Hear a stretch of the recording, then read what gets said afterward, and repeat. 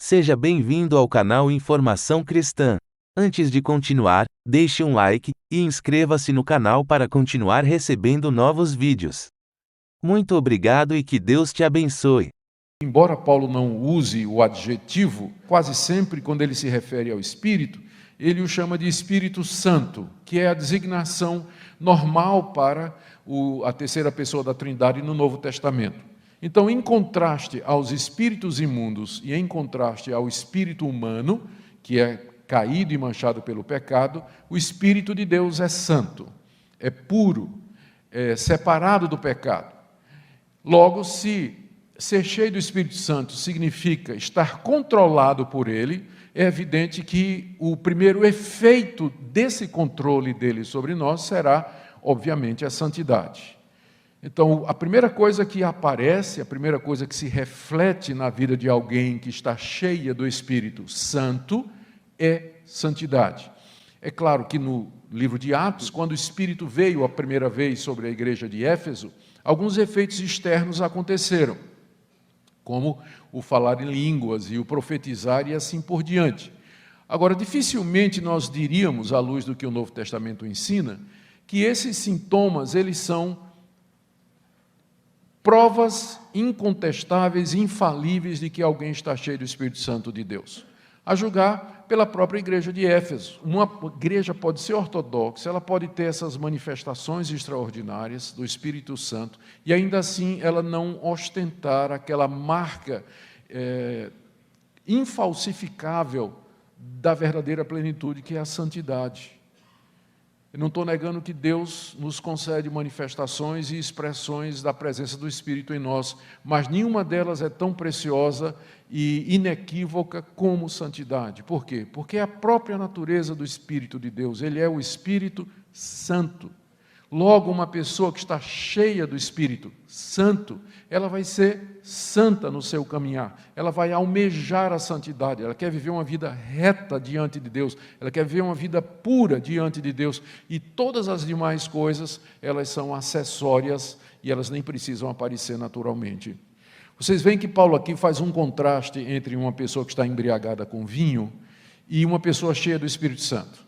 Ele diz, não vos embriagueis com vinho, mas enchei-vos do Espírito. O que é que uma pessoa cheia do Espírito Santo tem em comum com uma pessoa cheia de vinho?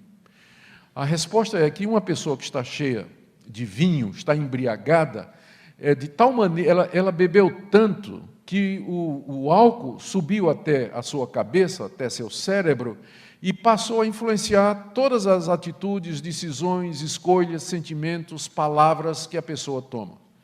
Então, se esse é o ponto da comparação, significa que uma pessoa cheia do Espírito Santo, ela vai estar de tal maneira controlada pelo Espírito Santo, que seus pensamentos, palavras, atitudes, obras, decisões e sentimentos serão todos influenciados pelo Santo Espírito de Deus. Isso vai fazer a diferença. Então, ser controlado pelo Espírito, ser cheio do Espírito, é ser de tal forma guiado por Ele, que aquilo que a gente faz, diz, sente, escolhe, é de alguma forma influenciado pelo bendito Espírito Santo, em contraste com minha natureza pecaminosa, que é subjugada e mortificada à medida que o Espírito se expressa através de mim. E é interessante, o contraste, então, está nisso aqui. Se essa é a semelhança, qual é o contraste? O segredo está na palavra dissolução. Uma vida, quanto mais cheia de álcool uma pessoa está, mais descontrolada ela é, mais ela vai dizer coisas que não convêm. Quanto mais cheio do Espírito Santo nós formos, mais proveito nós teremos, mais úteis nós seremos, mais domínio próprio nós teremos. Então, quanto mais cheio do Espírito, mais domínio próprio, moderação e sobriedade você vai ter. E esse ponto é importante porque, em nome do Espírito Santo, as pessoas hoje estão fazendo as coisas mais absurdas. Para muita gente, para muitas igrejas e para determinado setor no movimento evangélico, quanto mais estranho, mais espiritual. Eu estava vendo um vídeo no YouTube esses dias, de um culto, onde supostamente o Espírito Santo baixou, que um obreiro subiu no pilar da igreja como se fosse um pau de sebo, debaixo do poder do Espírito Santo. E nós conhecemos outras manifestações que já se tornaram gente que começa a se portar como se fosse um animal, gente que dá salto mortal, gente que fica rodando, dançando. Tem até o pastor metralhadora, o pastor peão, não é? Que quando o Espírito Santo vem sobre ele. Então, a pergunta é: como é que isso bate com o que eu leio aqui, que uma vida cheia do Espírito, ela é oposta à vida de um bêbado, que faz coisas sem controle, sem noção e completamente impróprias. Então, ser cheio do Espírito Santo é ser controlado por esse Espírito, que é o Espírito oposto ao Espírito de dissolução. Habite ricamente em vós a palavra de Cristo. Ou seja, na cabeça do apóstolo Paulo, ser cheio do Espírito Santo e ter a palavra de Cristo habitando ricamente em nós é uma e a mesma coisa. Ou seja, essa relação palavra-espírito, ela transparece com muita clareza em todo o Novo Testamento. O Espírito de Deus, ele age através da palavra. Para Paulo, você ser cheio destas palavras, ter habitando ricamente em você as palavras de Cristo, e aqui toda a Escritura coincide disponível da época, é a mesma coisa de você ser cheio do Espírito Santo. Nós não podemos separar essas duas coisas. O Espírito inspirou a palavra de Deus e ele age através da palavra de Deus. Ele nos transforma, ele nos santifica, ele nos guia e ele nos controla através da palavra. E essa foi uma das grandes descobertas da Reforma Protestante há 500 anos passados. A Igreja Católica havia quebrado essa distinção, porque a Igreja Católica continuou a acreditar em revelação progressiva. Por isso que uma das ênfases da Reforma e dos reformadores foi sola scriptura. Ou seja, Deus nos fala, o Espírito Santo nos fala, nos santifica, nos guia, nos abençoa através da Escritura. Isso não quer dizer que no dia a dia o Espírito Santo não nos guia pela providência, mas a interpretação da providência sempre é feita à luz da palavra de Deus. Vamos imaginar, você está doida para casar. O Espírito Santo não vai soprar no teu coração ou te dar um sonho, uma visão dizendo, é fulano de tal. Mas ele pode te guiar pela providência. E de repente aparece um rapaz maravilhoso na sua vida. É um rapaz elegante, gentil, cavalheiro e tudo mais. Só tem um pequeno problema. Ele é casado. Não é? Então, você não precisa que o Espírito Santo lhe diga, né?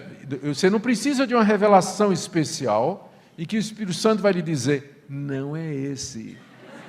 Por quê? Porque a Escritura já diz, ele já disse aqui, o que ele vai te fazer é te lembrar do que é que está escrito, não adulterarás. É isso que ele vai fazer.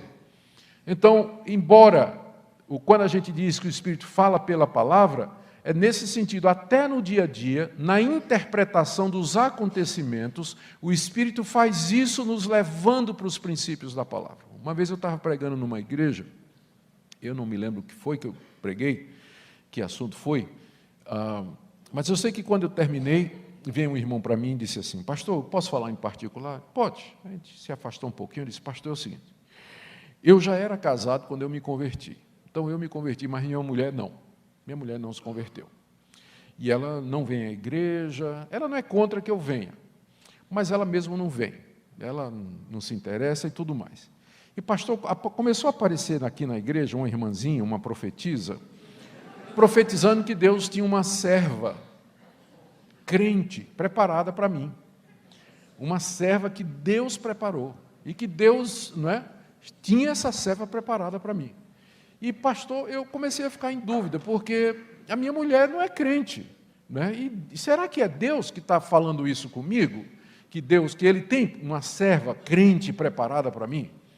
Eu disse, meu irmão, vamos aqui em 1 Coríntios capítulo 7. Vamos ler aqui. O que é que Paulo diz aqui? Se um irmão tiver esposa descrente e ela consente em morar com ele, não a deixe. A sua esposa consente em morar com o irmão? Consente, ela gosta de mim, nosso casamento até que vai direitinho. Não tem esse lado espiritual, pastor, mas ela é uma mulher dedicada e tal e tudo mais.